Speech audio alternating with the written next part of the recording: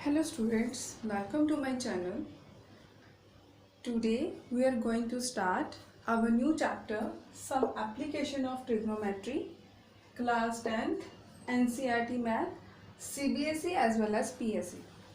So students, in previous chapter, which is trigonometry, we will discuss what is trigonometry and what are the trigonometry ratio. But in this chapter, we will study about some ways in which trigonometry is used in our life around us. As we know, trigonometry is the most ancient subject studied by our scholar. But how? The question is that how is trigonometry studied by our scholar? As we know, the distance between the earth and the sun, and we also know the distance of the earth and other planets. So it is all possible with the help of the trigonometry. So इसके लिए तो सबसे पहले हमें ये चीज़ पता होनी चाहिए कि what is line of sight, horizontal line क्या होती है,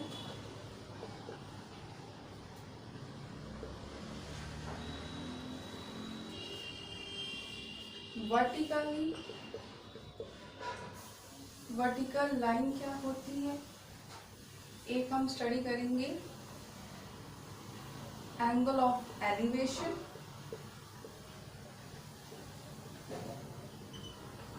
एंगल ऑफ डिप्रेशन, 6 1 है आपका हॉरिजॉन्टल लाइन। तो आप मान लीजिए यहाँ पे एक टावर है, ठीक है। तो ये आपका ग्राउंड लेवल है। इस ग्राउंड लेवल पे एक टावर खड़ा हुआ है और नीचे यहाँ पे एक बॉल पड़ी हुई है। अब अगर मैं इस बॉल से ये जो टावर का ऊपर वाला पार्ट है यहाँ से यहाँ तक देखूं तो वो एंगल कितने डिग्री का बनेगा, और जो वो एंगल इस बॉल से यहाँ तक बनता है, मतलब नीचे से ऊपर देखने पे जो एंगल बनता है उसको बोलते हैं हम एंगल ऑफ एलिवेशन। मान लीजिए मैं यहाँ पे खड़ी हूँ, मैं ऊपर ऐसे देख रही हूँ, तो जो मेरी आईज से एंगल ऊपर देखने पे बनेगा उसको बोलते हैं हम एंगल ऑफ एलिवेशन। और जो एंगल ऑफ एलिवेशन, ये जो बेस लाइन होती है इसके बीच में, और ये जो हाइपोटेन्यूज है इस लाइन के बीच में बनता है, और इस लाइन जो है इसको बोलते हैं लाइन ऑफ साइट, ठीक है। और ये आपकी हो गई वर्टिकली लाइन। तो बेटा आपने एक चीज हमेशा याद रखनी है, जो वर्टिकल लाइन है उसके बीच में कौन सा एंगल बनता है, 90 डिग्री। क्योंकि हमने ट्रिग्नोमेट्री में ये चीज पढ़ी है कि ट्रिग्नोमेट्री हमेशा हम राइट एंगल, जो राइट आपकी ट्रायंगल होती है उस पर ही अप्लाई कर सकते हैं। तो ये जो होगी आपकी लाइन ऑफ साइट, ये वाली हाइपोटेन्यूज जिसके बीच में एंगल ऑफ एलिवेशन बनता है, ये वर्टिकल लाइन होगी। और ये आपकी कौन सी लाइन होगी, horizontal line. Means the angle formed between the line of the side and the horizontal line get called the angle of elevation. तो हमने लाइन ऑफ साइड क्लियर कर ली है, हॉरिजॉन्टल लाइन क्लियर हो गई हमारी, वर्टिकल लाइन क्लियर होगी और angle of elevation भी क्लियर हो गया। अब नेक्स्ट जो बात आती है what is angle of depression. अब देखो यहाँ पे मैंने, मान लीजिए ये एक बिल्डिंग है, इस बिल्डिंग की छत पे एक लड़का खड़ा है। तो ये जो लड़का खड़ा है, लड़का नीचे, मान लीजिए जहाँ पे एक पेड़ है, ये जो लड़का यहाँ से खड़ा होके जब नीचे को अपनी आईज से देखेगा तो यहाँ पे एक एंगल फॉर्म होगा। वो जो एंगल बनेगा वो वो जो एंगल आपका बन रहा है, यहां से नीचे देखने पे, ऊपर से जब नीचे देखने पे जो एंगल बनता है उसको बोलते हैं हम एंगल ऑफ डिप्रेशन। अब बेटा आपको ये चीज पता है कि जो लाइन ऑफ साइड और हॉरिजॉन्टल लाइन के बीच में जो एंगल बन रहा है वो है एंगल ऑफ एलिवेशन, लेकिन एंगल ऑफ एलिवेशन होने के लिए उसको बेस मिल रहा है, बट यहाँ पे आपके पास बेस नहीं है क्योंकि जो वो ऊपर से नीचे देख रहा है। तो हम यहाँ पे एक लाइन ऐसे ड्रॉ करते हैं, उस लाइन को आप बोलते हैं हॉरिजॉन्टल लेवल। ठीक है, ये जो लाइन हम ड्रॉ करते हैं ये होता है आपका हॉरिजॉन्टल लेवल, क्योंकि जो एंगल आपका बनेगा वो हमेशा हॉरिजॉन्टल लाइन या लाइन ऑफ साइड के बीच में बनेगा। लाइन ऑफ साइड हमारे यहाँ पे तो है क्योंकि अभी तो एंगल ऑफ डिप्रेशन हो रहा है, तो दैट मीन्स यहाँ पे एक बेस लाइन मैंने ले ली विच इज हॉरिजॉन्टल लेवल, और जो हॉरिजॉन्टल लेवल और जो लाइन ऑफ साइड के बीच में एंगल बनता है this is called angle of depression. ठीक है, तो आपने ये चीज याद रखनी है, अगर आपको angle of elevation, angle of depression ये चीजें क्लियर हैं तो आपको 9 चैप्टर बहुत ही इजी वे से आ जाएगा। तो चलिए स्टूडेंट, अब हम अपनी इस चैप्टर को एक एग्जाम्पल की हेल्प से समझते हैं ताकि आपको ये चीज क्लियर हो जाए। तो एग्जाम्पल में क्या है, the angle of elevation of the top of a tower from a point on the ground. मतलब एंगल ऑफ एलिवेशन हो रहा है एक पॉइंट से from the top of the tower, यहाँ पे टावर है। ठीक है, तो हो कहाँ से रहा है, from a point on the ground, ground के किसी पॉइंट से, मतलब बेस आपको मिल गया, जो ग्राउंड का बेस है ये वाला which is 30 metre away from the foot of the tower, वो 30 मीटर दूर पड़ा हुआ है फुट ऑफ द टावर से। तो एंगल ऑफ एलिवेशन कितनी हो रही है, 30 डिग्री, मतलब यहाँ से यहाँ तक वो जब देखता है तो वो 30 डिग्री एंगल ऑफ एलिवेशन हो रही है। हमने फाइंड करना है, find the height of the tower, ये जो टावर है इसकी हाइट कितनी है।